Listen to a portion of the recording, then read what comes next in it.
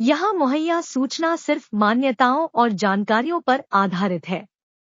क्या आप हमारे रिसर्च में मदद कर सकते हैं?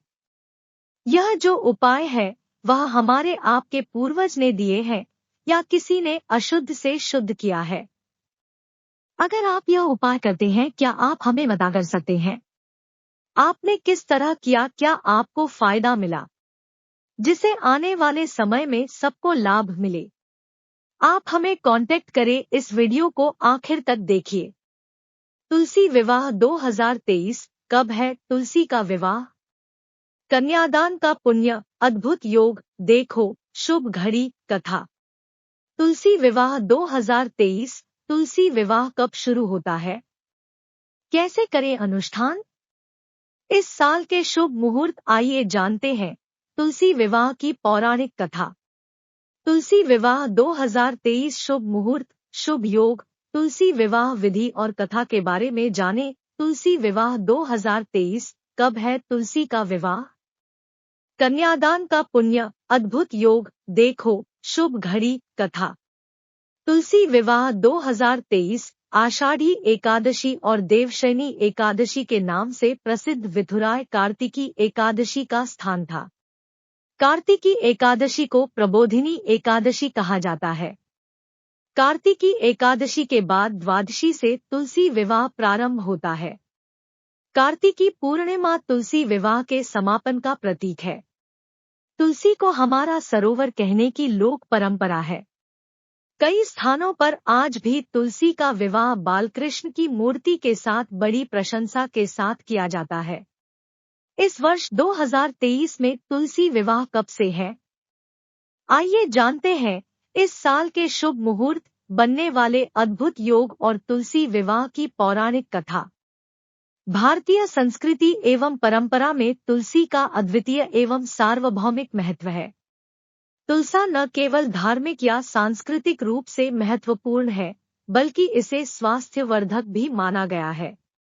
तुलसी को बहुत ही शुभ माना जाता है। देश भर में तुलसी विवाह बड़ी धूमधाम से मनाया जाता है। माना जाता है कि तुलसी विवाह से दाम्पत्य जीवन में खुशहाली आती है। साथ ही कहा जाता है कि तुलसी विवाह से कन्यादान का पुण्य प्राप्त होता है। तुलसी विवाह एकादशी से पूर्णिमा के बीच होता है। तुलसी विवाह दिन में किसी भी समय किया जा सकता है। कुछ जगहों पर सुबह, कुछ जगहों पर शाम को और कुछ जगहों पर रात में तुलसी विवाह का आयोजन किया जाता है। तुलसी विवाह का शुभ मुहूर्त क्या है? 23 नवंबर 2023 गुरुवार को कार्तिकी एकादशी है। कार्तिक शुद्ध द्वादशी से तुलसी विवाह प्रारंभ होता है। 24 नवंबर 2023 शुक्रवार से तुलसी का विवाह होगा। तुलसी विवाह 27 नवंबर 2023 कार्तिक पूर्णिमा तक किया जा सकता है।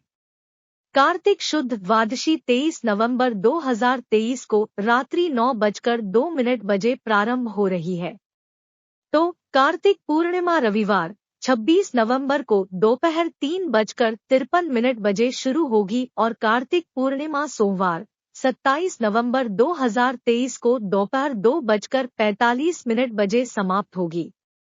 तुलसी विवाह के दौरान सिद्धि योग, सर्वार्थ सिद्धि योग और अमृत सिद्धि योग जैसे कुछ अद्भुत शुभ योग एक साथ आ रहे हैं।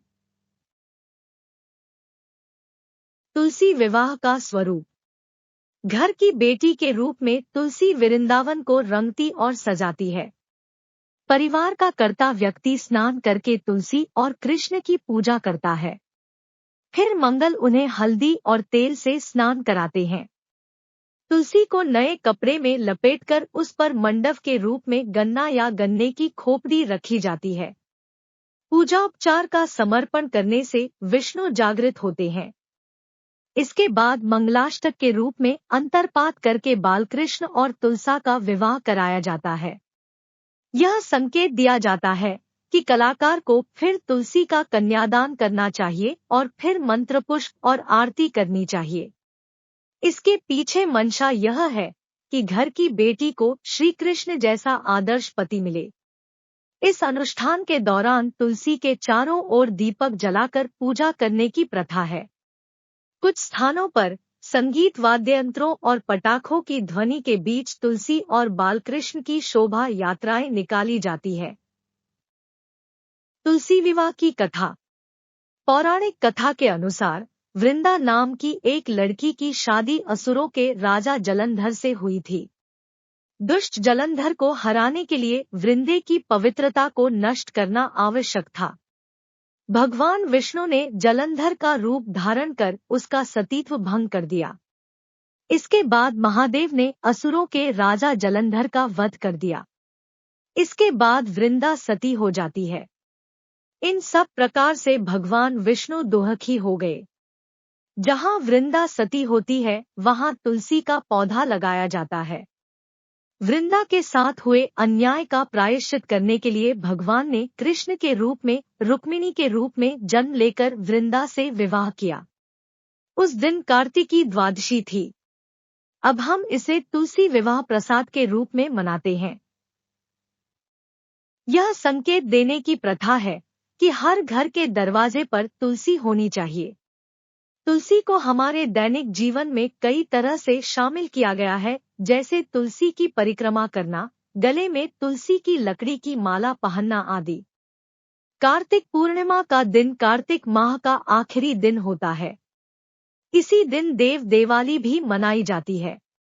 खासतौर से वाराणसी में देव दीपावली बड़े ही धूमधाम से मनाया जाता है।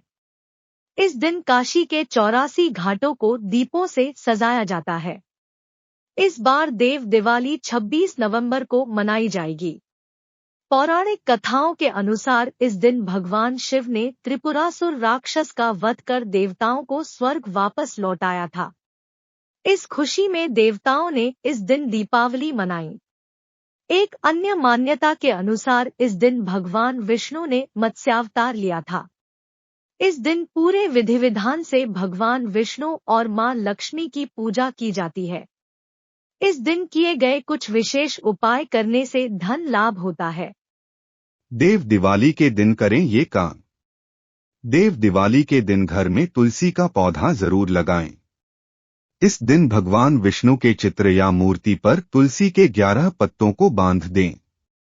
माना जाता है कि यह उपाय करने से घर में कभी भी धन संपत्ति की कमी नहीं होती है और धन की तिजोरी हमेशा भरी रहती है। देव दिवाली के दिन आटे के बर्तन में तुलसी के 11 पत्ते डालकर छोड़ देना चाहिए। ऐसा करने से घर में शुभ परिवर्तन दिखाई देते हैं और घर में सकारात्मक ऊर्जा आती है। देव दिवाली, एकादशी, अनंत चतुर्दशी, देवशयनी, देव उठनी, दिवाली, खरमास, पुरुषोत्तम मास, तीर्थ क्षेत्र, पर्व आदि खास मौकों पर विष्णु सहस्रनाम का पाठ करने से सारी बाधाओं का नाश होता है। देव दिवाली के दिन तुलसी के पौधे पर पीला रंग का कपड़ा बांध दें। मान्यताओं के अनुसार इस दिन यह उपाय करने से कारोबार में उन्नति होती है और नौकरी में प्रमोशन भी मिलता है। देव दिवाली के दिन घर में सत्यनारायण भगवान की कथा करवानी चाहिए। इस दिन सत्यनारायण भगवान की कथा सुनने से सभी कष्टों का नाश होता है और जीवन में खुशहाली आती है। देव दिवाली के दिन गंगा स्नान के बाद दीपदान जरूर करना चाहिए। मान्यता है कि इस दिन दीप दान करने से 10 यज्ञों के समान फल प्राप्त होता है। उसका इस्तेमाल करके स्पिरिचुअली ग्रो करो। बस यही मकसद था इस वीडियो का। अगर आप यह एक्सपीरियंस कभी करते हो इस वीडियो पर लौट के आना, कमेंट करके मुझे अपना एक्सपीरियंस जरूर बताना। नमस्कार।